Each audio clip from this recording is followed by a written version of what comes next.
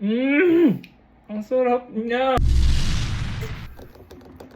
Hey guys! For today's video, meron tayong itatry na nag-viral sa TikTok dito sa Amerika.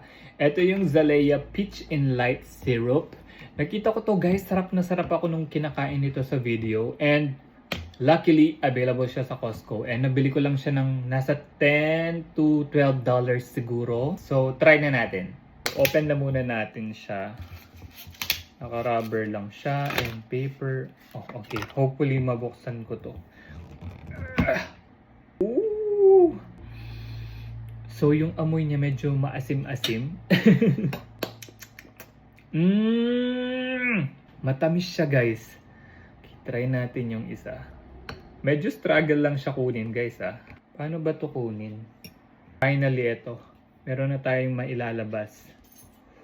Ooh! First bite!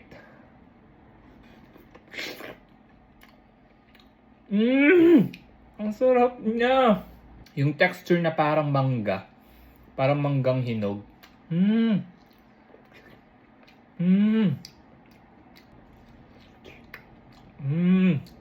Grabe yung sarap niya. Sarap. Yun guys, gusto ko lang naman i-share kung masarap ba to or hindi. Pero masarap siya guys. So if you are planning to buy this or i-order mo siya online, orderin mo na. Masarap siya. Bye.